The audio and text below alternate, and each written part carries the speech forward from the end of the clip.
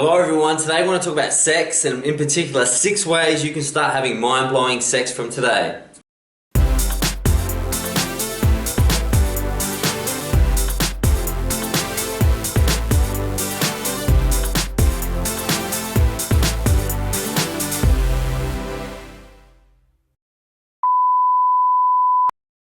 Hello everyone, today we're talking about sex, we're talking about incredible connection, the union, the bond between the sacred masculine and sacred feminine, or who knows, you might mix it up, with all the different types and flavors out there. And it's an incredibly powerful tool, and I haven't talked about it up until this stage because ultimately it's been so hijacked by capitalism and the concept of selling you things and linking our need for connection and love and bonding at that closest level with buying things to make you look better, smell better, etc. So, as always, I'm going to give them with a quote on the subject, and that quote is, "Everything in the world is about sex, except sex. Sex is about power," from the great Oscar Wilde. It's true. I often say that everything's about love and connection, and sex is part of love and connection, so it's true, everything is about sex. And I know personally, growing up, sex was taboo. As a kid you didn't really learn about sex, you didn't understand it, and ultimately your first few years getting involved in sex or having sex or thinking about sex was, epically a failure. I think I'd like to apologise to all the girls I had sex with probably before the age of 22, 23, when really we didn't know any better and we were just trying to do it and get it done or be cool or popular or any of those sort of things, and really love and connection was missing. And without love and connection, sex is really just like a really nice warm massage. With love and connection it can just explode into something so much more.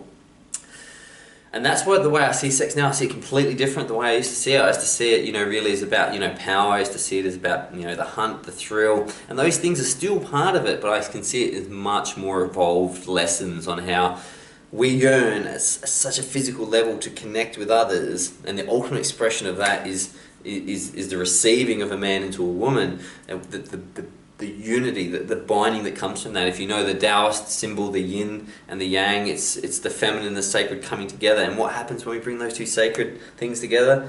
Well, sometimes it leads to new life. And that's what the universe is always about, creation and new life. But let's get into sex, right? Exciting subject, I'm excited to talk about it. So let's talk about 6 ways to start having mind-blowing sex. So the first thing I want to talk to you about is learn tantric sex. Okay, so especially for the guys, the concept of multiple orgasms only for women is a Western concept. Men can have multiple orgasms, and tantric sex is at the heart of that. Included with tantric sex, I'd suggest yoga. The ability to be flexible and subtle allows you to hit all the sorts of poses that can really spice up your sex life. The concept of missionary position, which is a concept that as the missionaries, those people with the Bibles who were bashing down people in Papua New Guinea to become Christian, even though they had religions ancient before even Christianity, they would notice that the natives, because they had no inhibitions, loved sex and would have sex doggy style and whatever style. And the Christian missionary said, no, there's only one way to have sex, and that's a man on top of a woman, and we're going to call it the missionary style because we're missionaries and that's what you have to do. And we've lived like that within those dimensions of that concept and that framework for a little while, and it's time to blow that out. India was doing a great job with the Kama Sutra and tantric sex for thousands of years, and we've got to remember that it's worth investing in sex. Why? It's ultimate union. If you're going to spend 3 or 4 hours studying for a test in high school, you should spend some time studying sex and connection. That goes for the guys and the girls. Number 2, how do we start having more incredible sex? Release your inhibitions.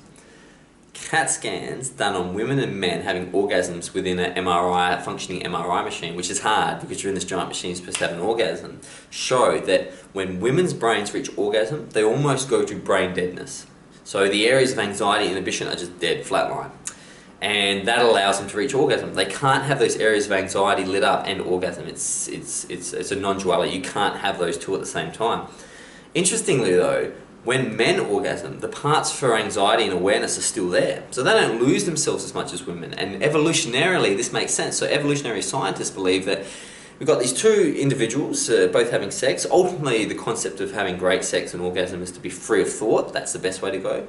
But men were better to have some thought level, because if you're having sex in the savannah and you're having a good go, if a predator comes, it's better for the man to be more aware and to be able to break that sex and fight off the predator, whereas the woman in that situation normally wouldn't be involved in fighting off the predator. So therefore, women can have the most deep, intense orgasms if they let go. Forgive, let go, forget. And that will allow the brain centers that deal with anxiety, stress, body perception to just drop and for you to embrace union. So guys, understand that you've got to make your women feel loved and special and beautiful. That will lead to better sex. And women, you've got to let go of the labels and the values and really just embrace it to reach that full union.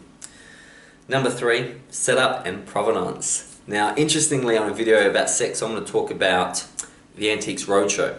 So the Antiques Roadshow is a place where they show you stuff like a badge or a brooch, right? And it's a brooch of Queen Elizabeth. And what they do is they try and work out the value. And the value is based on the provenance, so the story around it. So for example, the brooch was worn by Queen Elizabeth, or Queen Victoria, for example, it's worth $10 million. If the brooch was some bloke who made it a couple of days ago, it's worth 3 cents. The provenance is different. Same looking badge, but the provenance is different. Sex is about provenance, the setup, the tension, the releasing of tension, the scene, the setting, the outdoors, indoors. All those things need to come together. This act is so special that creating the provenance, the scene, and whether that's a special trip away, whether that's an exciting place, a waterfall, nature, forest. I mean, I've had sex underneath while a train on a bridge was going over the top of me. I'll never forget that because the provenance was so special. So think about provenance when you want to have great sex. Number 4, love. Okay, we forget this sometimes, but love drives you to have sex. Okay, we think it's passion and lust and stuff. No, it's love. We look for so many ways to love people and to embrace love. Sex is one of those ways. So, quality over quantity. This is the argument that Churchill and Stalin used to have. Stalin used to go, I've got, thousands of troops, and Churchill would say you just need good troops. And I believe that Churchill was right. I think quality is so important. And finding someone you love and making that your first priority and then having sex is great. Doesn't mean you can't have meaningless sex with people, but you need to understand that that's not the true goal. The true goal is love, connection, and then the sex is spectacular. And the quality of that sex more than makes up for maybe some one-night stands here and there. Number 5, forget labels and ickiness. Whatever nutcase pope from the Vatican in the medieval ages made sex bad was just a nutcase old man. We don't need to listen to anymore. Sex is beautiful. God wants us to have sex. Why would he have created it if it wasn't beautiful?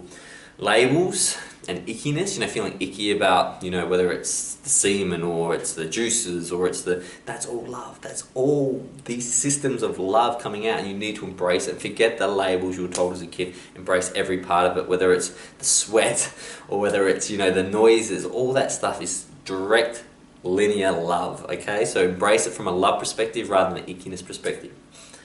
Number 6, union. Remember the yin-yang? The union brings life, and that's what it's about. You can't have sex... you can't have sex by yourself, obviously it's called masturbation, but the concept of sex with another person is all about union. And guys, never have sex with a chick that doesn't want to have sex with you. Just don't do it, because that's not union. And girls, don't have sex with guys you don't want to have sex with. It's just not union. Now, if you're doing it transactionally, if you're trying to get something, and you hear stories of women sleeping with guys to get handbags or shoes, and guys sleeping with women, or trying to convince women to sleep with them, forget about it. It's union. It comes together effortlessly. Think about your greatest relationships. Think about how they effortlessly came together. Then they became difficult because you thought about it too much. But when they come together, it's effortless. Remember, it's about union. And if people want to cry and say people shouldn't be having sex this way, or these group of sexual people are devious, just go listen. It's love. And we all want love. Yes, sometimes the vehicles we choose to get love are inappropriate, but underlying it is love. And that's why we need better communication when it comes to gay marriage and things like that. These people are just trying to find love. So let's help them. Let's not say, no, you can't use that vehicle. I mean, let's worry more about the vehicles that are blowing up Palestinian kids in their homeland. Let's worry about those vehicles and allow people to express love. Free love in the 60s was a huge step forward. Richard Nixon did a great job killing that. But we're ready to come back. The global consciousness shift. Sex is becoming more egalitarian. Women are exploring their sex drives. They're becoming more sexual. They're saying what they want now. Back in the day, there was a thing called hysteria, which is women not ever having an orgasm their entire life, and they used to be treated by doctors. Women are now an equal partner in sex, and they're sort of helping men become more sexual and understand the importance of sex. We need to do this as a team, and the minute we understand that sex and love are linked, we can take it away from the marketers. And when they try and sell us the $300 bottle of perfume, we go, no, it's not about perfume, it's about love. And you know what? I want the pheromones for my lover to eke out so I can smell their DNA and know that this union is binding.